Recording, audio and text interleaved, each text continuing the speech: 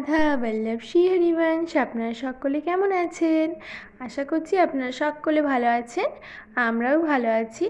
আজকে চলে এসেছি একটা নতুন ভিডিও নিয়ে। তো ভিডিও থাম্বনেল দেখে তো আপনারা সকলে বুঝতেই পেরেছেন আজকে হচ্ছে গীতা জয়ন্তী। তো এটা ছিল গীতা জয়ন্তীকার ভিডিও।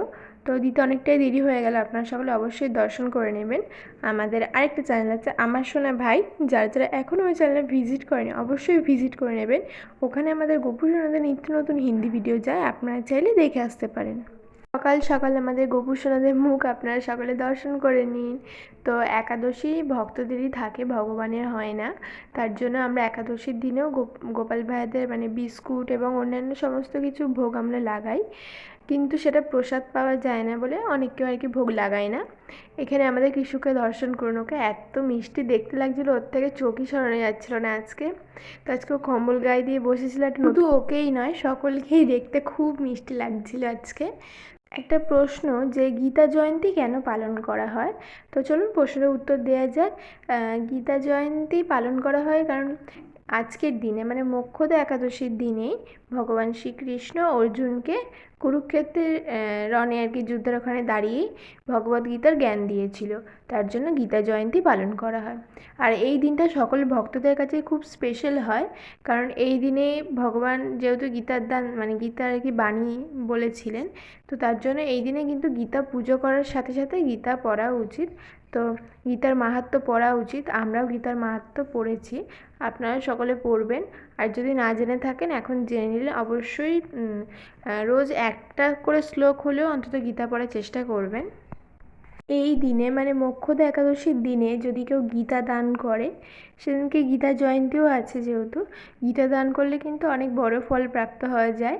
তো এই দিনে পারলে অবশ্যই কোনো বৈষ্ণব অথবা সাধু সন্তদের গীতা দান করবেন এবং চাইলে সকলকেই গীতা দান করতে পারে। একাদশী দুপুরের প্রসাদ আপনারা সকলে দর্শন করে নিন। তো আজকের প্রসাদে অনেক কিছু ছিল, আর গোপাল ভাইদের খুব ফেভারিট আর আমাদেরও খুব ফেভারিট।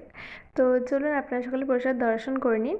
আর একটু আগে আপনারা সকলে দেখলেন যে গোপাল ভাতের আর কি মিষ্টি আর লাড্ডু ভোগ লাগানো হয়েছিল, সন্দেশ আর লাড্ডু। তো সেটা কিন্তু একাদশীর দিন পাওয়া যায় না, তো তার জন্য ওটা আমরা আলাদা করে রেখে দিয়েছিলাম।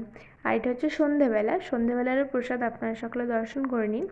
অবশ্যই সমস্ত একাদশীতেই আপনারা সকলে একাদশীর মাহাত্ম্য বলে একটা বই আছে, তো সেই বইটা আপনারা পারলে সংগ্রহ করে নিতে পারেন কোথাও থেকে, সেই বইটা পাঠ করতে পারেন এবং সেখান থেকে শ্রবণও অথবা ফোনের মাধ্যমে আপনারা সকলে শ্রবণও করতে পারেন একাদশী মাহাত্ম্য। এই একাদশী মানে মোক্ষদা একাদশী মাহাত্ম্য এবং পাঠ, তার সাথে শ্রবণেও কিন্তু বড় বড় যজ্ঞের ফল লাভ করা যায়। আর এখানে এটা হচ্ছে দ্বাদশীর দিনের ভিডিও, তো একাদশীর দিনের ভিডিওটা শুধু দিলে অনেকটাই ছোট হয়ে যাচ্ছিল, তার জন্যই এখানে দ্বাদশী তার সাথে ত্রয়োদশীর দিনের ভিডিও জয়েন করা আছে। তো এখানে দ্বাদশীর দিনের প্রসাদ আপনারা সকলে দর্শন করে নিন। তো আজকের প্রসাদে এই ছিল, লাল পোলাও ছিল, তার সাথে আলুর একটা সবজি ছিল, সন্দেশ ছিল, কাজু, তার সাথে খেজুর। তো আমাদের গোপাল ভাইদের আজকের সিঙ্গারটা কেমন হয়েছে, সকলে কেমন লাগছে অবশ্যই কমেন্ট করবেন। কমেন্টে কিন্তু সবাই অবশ্যই রাধে রাধে লিখে দেবেন, তার সাথে একটা লাইক। আর 11ই ডিসেম্বর আপনারা সকল অবশ্যই গোপুর সঙ্গে চ্যানেলে একটু জয়েন থাকবেন, কারণ সেদিনকে লাইভ হবে, আপনারা সকল লাইভে অবশ্যই আসবেন, আমি আগে থেকে ভিডিওতে বলে দিচ্ছি। 11 ডিসেম্বর প্রায় 12টা কিংবা 12:30 থেকে লাইভটা শুরু হবে, বেশিক্ষণ হবে না, কিন্তু আপনারা সকল অবশ্যই আসবেন, সেদিনকে খুব একটা স্পেশাল দিন। তো তাই জন্য সেদিনকে লাইভ করা হবে, অবশ্যই আপনারা সকলে আসবেন, লাইভে জয়েন হবেন। তো আজকে ভিডিওটা আমি এখানেই শেষ করলাম। রাধে রাধে সবাইকে। ভিডিওটা কেমন লাগলো অবশ্যই কমেন্টে বলবেন, যদি ভিডিওটা ভালো লেগে থাকে রাধে রাধে কমেন্ট করে দেবেন। হরি বল, হরে কৃষ্ণ।